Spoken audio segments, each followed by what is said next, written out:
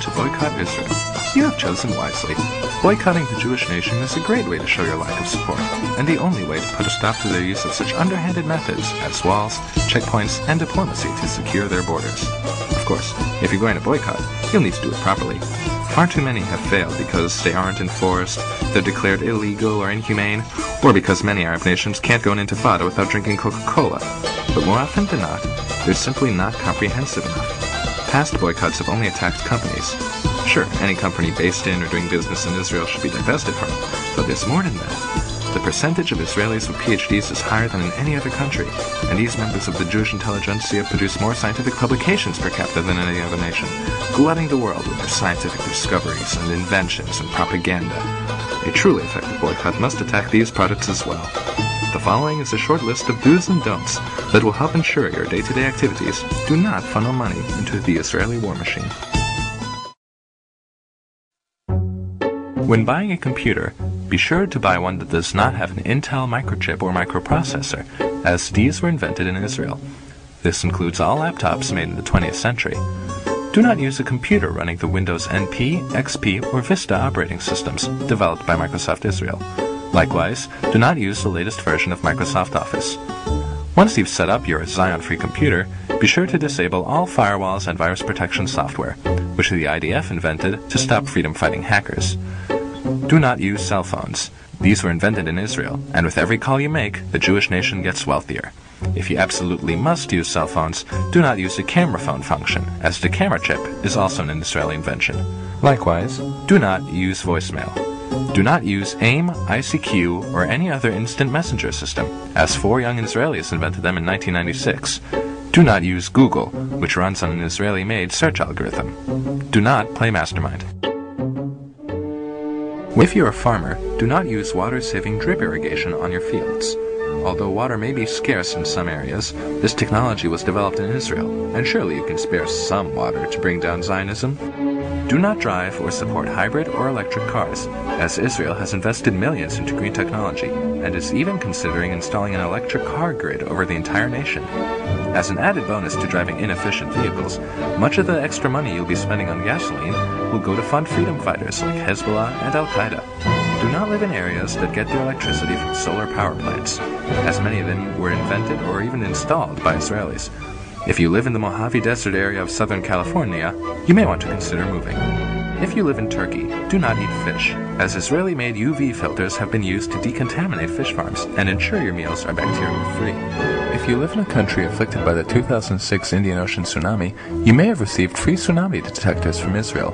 Contact your local government representative and ask that these devices be shut down and returned. If you are involved in street gangs, organized crime, or freedom-fighting groups yourself, do not use Uzis or Desert Eagles. There are plenty of American-made weapons easily available to aid in your elimination of the Jewish state and its inhabitants. However, note that the United States military receives much of its ammunition from Israeli manufacturers. Therefore, do not serve in the United States military.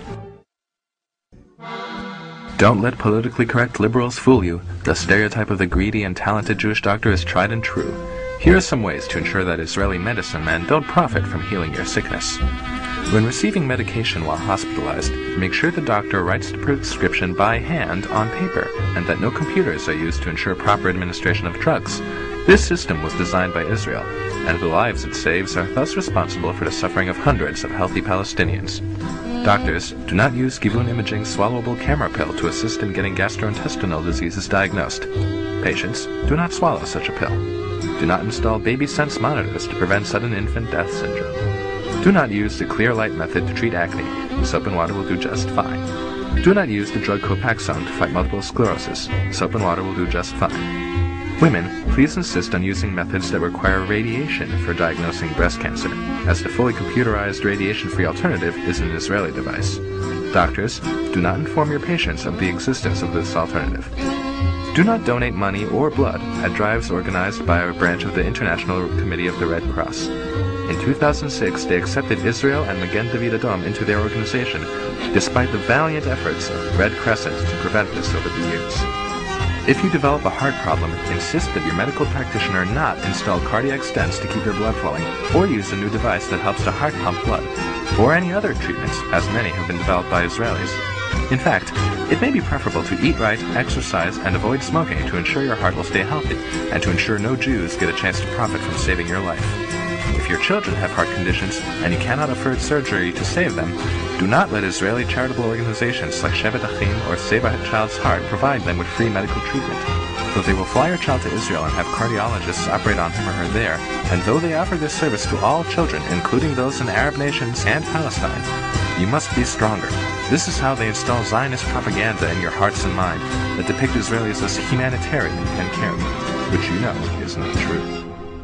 2. Buy conflict diamonds. Israel was the first nation to adopt the Kimberley process to ensure diamonds do not come from conflict regions. By buying blood diamonds, you are making a political statement against the actions of the Israeli government, as well as a fashion statement of looking stylish. Lastly, if you are a survivor of Hurricane Katrina, floods in Romania, the Southeast Asian tsunami, the war in Kosovo, famine in Ethiopia, and the earthquakes in Turkey, India, and El Salvador, or if you live in Sri Lanka or the Palestinian territories, you may be alive due to humanitarian aid from the Israeli government paid for by taxes on Israeli citizens or from the actions of Israeli charities like Brotherly Covenant, Latet, or IsraAid. Please kill yourself.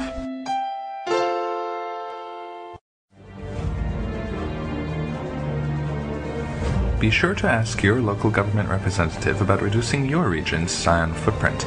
Also, ask administrators at your local colleges and universities to cut ties with academics in Israel. For more information, look for one of the many anti-Israel sites on the internet or the hundreds of anti-Israel groups on Facebook. We hope you found the information in this guide useful and wish you good luck in your efforts to bring down the Jewish nation. It will not be an easy task. Israel has a firm ideological grip on the planet.